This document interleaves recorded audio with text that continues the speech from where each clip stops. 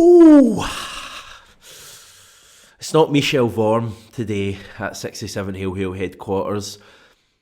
I genuinely don't know if I can put into words right now how cold I am recording this video right at this moment. I guess you could be anywhere on the planet right now watching this video. You could be in the North Pole, Greenland, which would be pretty decent if you were on Greenland with it being a Celtic channel. And you genuinely wouldn't be as cold as I am right now. I don't know why. Obviously, I think it's like 1 or 2 degrees at this moment where I'm based. The heating must not be working, or certainly not reaching this room. Maybe you could all chip together, I don't know, and buy me like a gas or even an electric kind of fan heater that I could just have sitting there. I wouldn't even care if it made a noise. Just get me warm, because this room I use for my recording is freezing. Can you see that? I don't know if you can see that. Genuine, I don't even know what it is, genuine hot air coming out of my mouth, and you can actually see it given how cold it is. I'm definitely not going to go on about this throughout the video.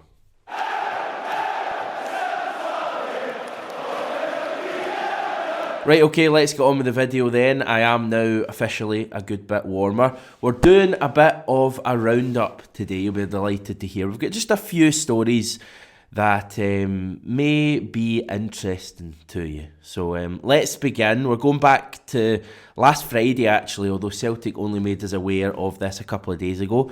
Very small story, but quite nice. Callum McGregor presented James Forrest with a special jersey for hitting the 100 Celtic goals milestone. I'm not quite sure why it's taken until December for that to happen, but nice stuff indeed. McGregor, by the way, while we're on the subject of him, he will be back when Celtic are back, with Ange last week saying that he's good to go. It's going to be a major boost for us, a major return for Celtic, I think, having McGregor back in that team. I think there were, it's fair to say, some fears when he went off injured against Leipzig. It seemed like a bad one.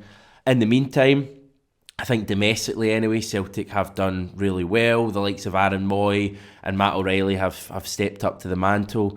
And I think with McGregor coming back and Abelgard hopefully ready to have a pretty good second half of the season, that area of the park could be quite congested, could be quite interesting to see what Ange does there. Will McGregor continue to play virtually every game, or has his time out of the team maybe convinced us that we can afford to rest him a wee bit more often? Another story just from when I was off actually that's been spoken about a fair bit today, a lot of people having their say in this, that VAR will be used in the Scottish Cup this season from the 4th round onwards. That is the next round we're going into. We were drawn at home to Morton, so yeah, certainly a decent, draw for us in terms of being at Celtic Park against lower league opposition.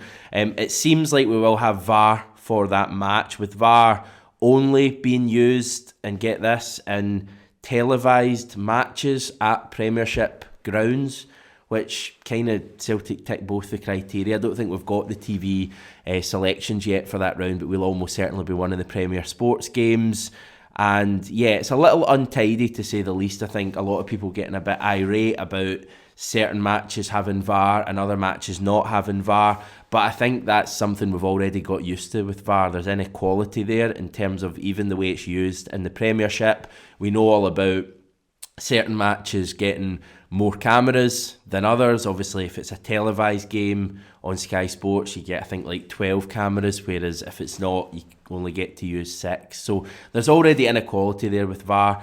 My view on the whole thing is that I would rather have it, but it needs to be, much better than it has been so far. It's obviously been a big part of the World Cup as well. I know, it's been used, I would say, fairly regularly. I would say most matches have had at least one VAR call, whether it be an offside or a handball.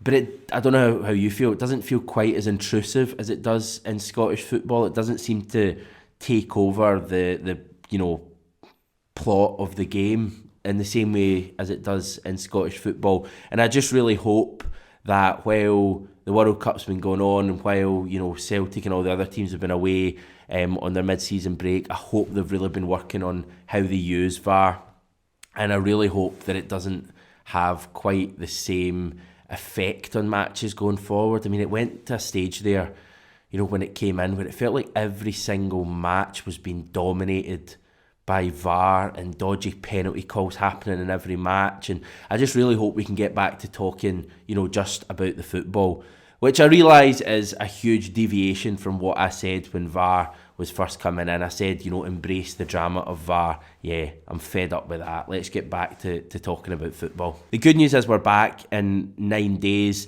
and I'm feeling good about Celtic coming back on the pitch. It seems strange to say it, given that we've won 14 over 15 league games this season and sit 9 points clear in the Premiership. But I think Celtic can play better, and I think Celtic can win games more convincingly. The good news, looking at this team Ange has assembled and the evidence we've got so far, is that they seem to come back from breaks really well. The two examples I can think of, when you look back a year ago, or just less than a year ago, the winter break last year, we came back and went on an incredible win and run. We were 6 points behind in the league, coming back, and I think in the space of like a fortnight we'd gone top of the league and really didn't look back from that point. And then also at the start of this season, we had that major kind of summer of no competitive football.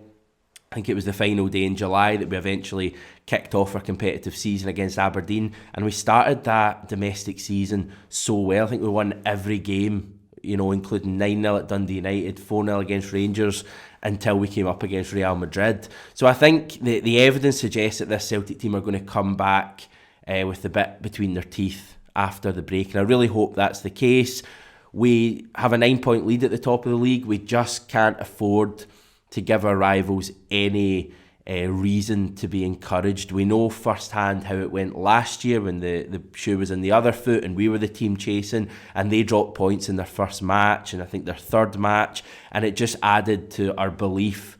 And I'm not saying that the situations are, completely the same a year down the line. I mean, I think we're playing far better than they were last year, and also we didn't have a new manager this time last year, but I think the principle's the same, that we can't afford to give any daft points away early on and give them any reason to be encouraged under a new manager. You come back and that first game is Pittodrie, and I think they play a couple of nights before, so there's a fair chance we're only 6 points ahead going into that game. You just win that game by any means necessary. A couple of home games coming up, you certainly think with our record at home that we'd be able to win them, and then Easter Road, which is another tricky match. You then go into the derby, and I think if we can win those first 4 matches going into the derby, it would probably become a must-win match for them.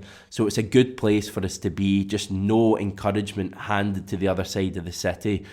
Obviously, before we come back against Aberdeen, we do have over a week's training, and we also face Rennes on Saturday in Portugal. The French club actually confirmed details on their website a few days ago in one of the shortest statements ever. They said the Red and Blacks will fly to Portugal on Saturday for a week-long preparation camp, with the first friendly match against Celtic Glasgow on Saturday at 11 a.m. in Faro. So that's 10 a.m. our time. The other news we have from the Celtic SLO is that no Celtic fans will be able to go. Time will tell whether we get, Celtic TV covering the match, whether we're actually allowed to see the match.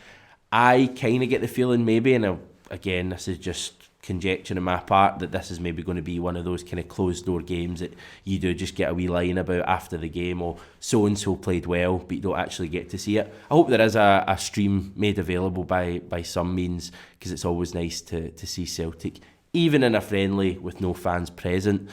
So yeah, it could be one of those non-event affairs. Nevertheless, we will be back on Sunday for a wee roundup. Remember, I'm writing for 67 Hail Hail in the meantime on Fridays and Mondays. Rest assured, when Celtic are back, we'll be going back to videos every single day. We'll be getting back with the likes of Scott McDonald, Jackie McNamara, Joe Ledley. We'll have match reactions. We may even invite Stevie back on the channel. Wait and see how that one goes. As I say, back on Sunday with hopefully plenty to talk about and hopefully a little bit warmer. But having looked at the forecast, maybe that's not going to be the case.